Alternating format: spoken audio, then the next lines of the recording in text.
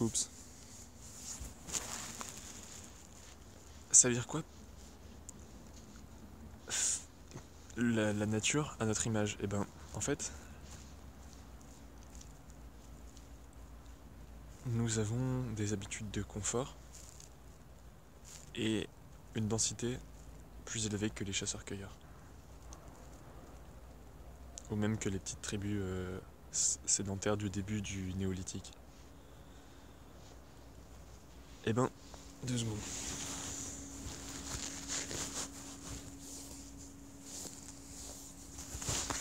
Ah, parce qu'il fait vraiment très froid dehors, il faut que je mette mes gants.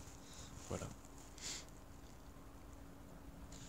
Donc la nature, à notre image, c'est non pas une nature qui nous obéit, ce n'est pas une nature qu'on plie à notre volonté, ce n'est pas une nature à laquelle on rajoute des intrants non renouvelables, ce n'est pas une nature dans laquelle on met des intrants qui lui nuisent. Si tu veux, c'est une nature qui ressemble à ces deux caractéristiques que j'ai citées. C'est une nature extrêmement dense. Et d'autre part, c'est une nature qui satisfait à, à nos désirs de confort. Et ça, c'est pas du tout incompatible avec le respect de la nature, le respect des humains et la continuité de l'évolution.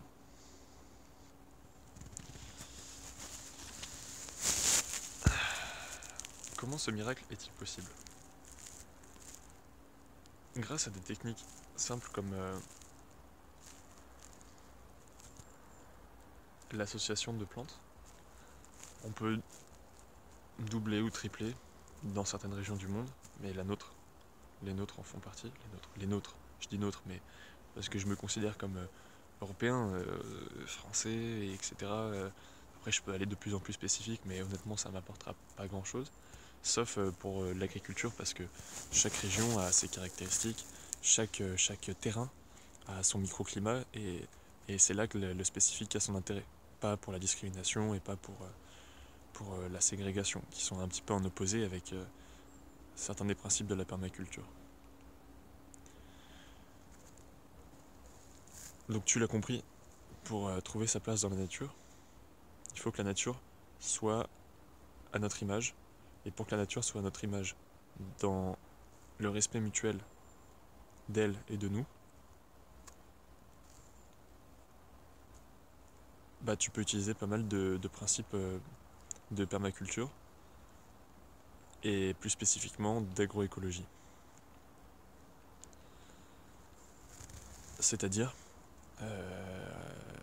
observer ce qui se passe de base dans la nature et le reproduire de manière hyper productive, hyper dense, hyper concentrée, sur des petits espaces pour, d'une part, tendre à ton autonomie alimentaire et à terme ton autonomie sur tous les besoins comme la chaleur, le confort, le lien social, l'hygiène.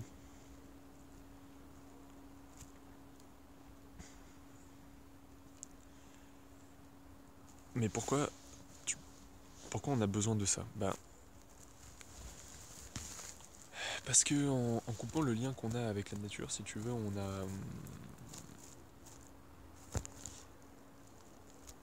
a oublié ce qu'on lui devait, on a oublié qu'on en faisait partie.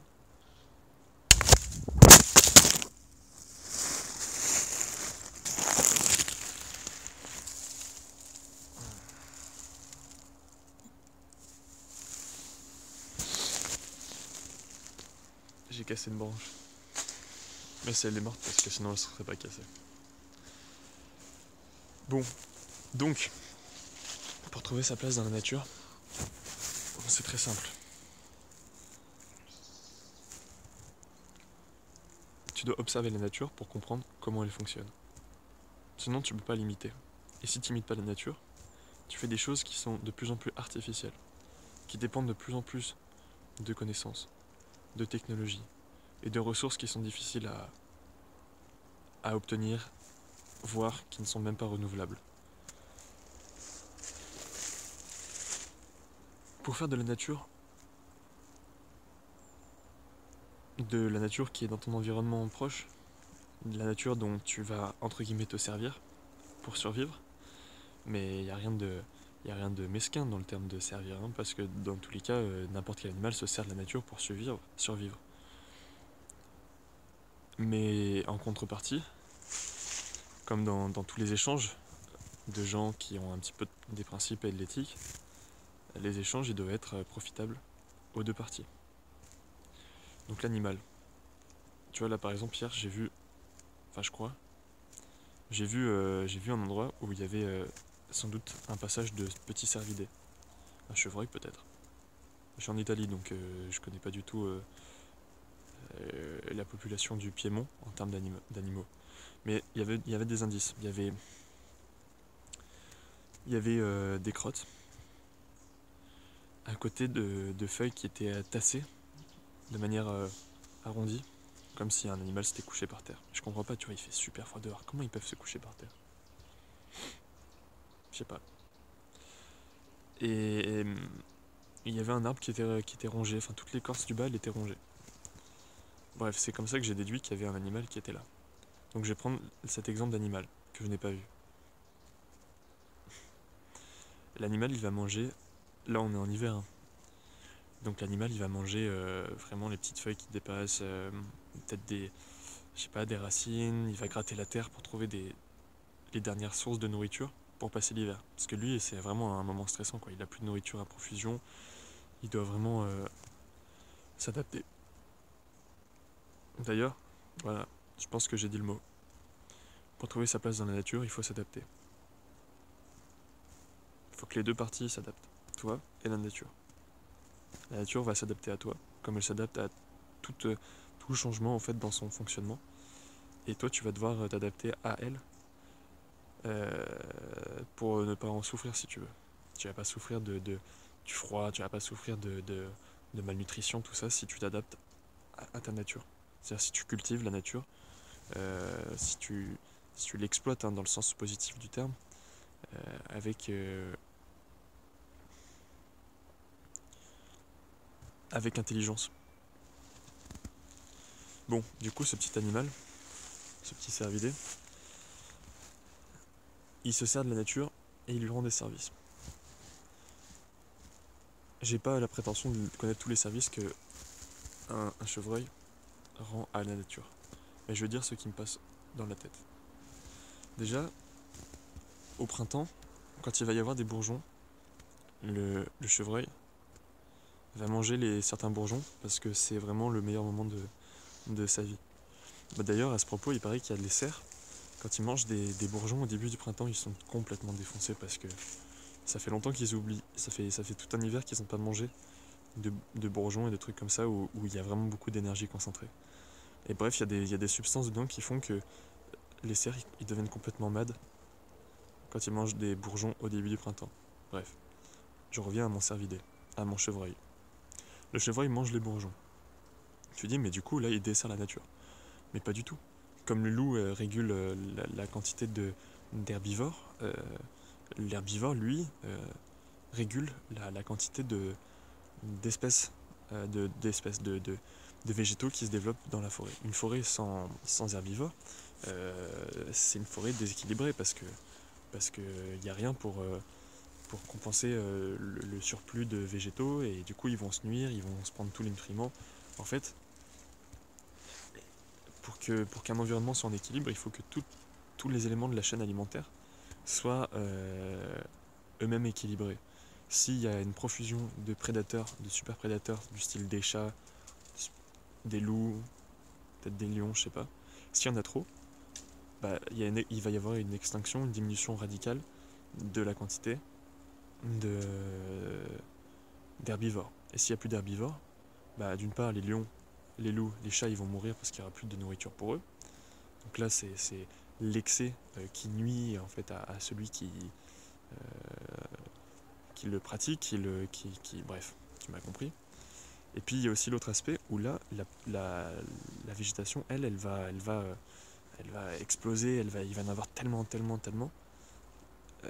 Tu dis c'est bien, mais c'est cool, il y a de plus en plus d'arbres et tout. Mais en fait, il y a un truc qu'il faut pas oublier, c'est que l'équilibre qui existe dans la nature de base, il est là pour une bonne raison. Enfin, si tu veux, il y a des millions d'années de, de, de, d'expériences qui ont été pratiquées par la nature de manière passive pour trouver à chaque endroit le meilleur écosystème.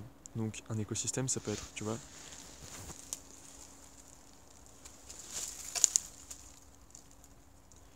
sur ce muret, qui date, je sais pas, peut-être d'il y a 20, 30, 50, 100 ans, bah il y a de la mousse, il y a des racines, il y a du lierre, il y a des petits insectes qui doivent se cacher, des lézards aussi qui mangent les insectes. Tu vois, il y a un équilibre là-dedans. C'est-à-dire que cet écosystème, si jamais il est jamais perturbé, il fonctionnera tout le temps comme ça. Ça, c'est un système mature, un système en équilibre. Bon, je suis pas sûr que ce muret soit en équilibre, soit mature, mais tu vois l'idée. Un système mature, c'est un système qui, si il n'y a pas de changement d'intrant, s'il n'y a pas de changement de conditions extérieures, alors le système il fonctionnera tout le temps comme ça. Donc le chevreuil, il va d'abord réguler la quantité de végétation. S'il y a trop de végétation, il se peut qu'il y ait de plus en plus d'insectes. De plus en plus d'insectes, donc de parasites. Donc ça peut attaquer les cultures avoisinantes. Donc ça peut aussi détruire plus d'insectes égale plus de consommation. Et si ça se trouve, eux-mêmes, comme ils sont plus limités, ils vont manger tous les arbres, toutes les plantes, etc. Et du coup, il y aura une extinction à la fois des lions et des loups et des chats, etc. Et une extinction aussi des espèces végétales. Presque une fois sur deux. Bon là je simplifie, mais souvent dans la nature c'est quand même vachement plus compliqué. Parce qu'il y a pas cette hiérarchisation comme nous on fait en fait. Si tu veux, il y a des services qui sont à plusieurs échelles. Moi je simplifie là parce que je suis pas fait d'écologie, je suis pas un écologue. Donc je peux pas te dire précisément les rapports qu'il y a entre les différentes espèces de la forêt dans laquelle je me trouve. Mais il faut que tu saches quand même une chose. C'est que pour trouver ta place dans la nature, il faut donc que tu sois adaptable et qu'elle s'adapte à toi. Si tu es dans un environnement très dense comme une ville, alors si tu dois produire la nourriture pour toi, il faut que cette nourriture, elle soit produite de manière très dense. Il faut que, tu aies une rentabilité de ton effort en termes de calories produites qui soit intense. Si tu vivais dans une petite tribu dans la forêt, tu n'aurais pas besoin de fournir beaucoup d'efforts pour la culture, mais juste pour la recherche, la cueillette, etc. Mais là, tu vas devoir faire. En fait, tu vas devoir regarder ton environnement. Et ton environnement, si c'est la ville, c'est un environnement qui est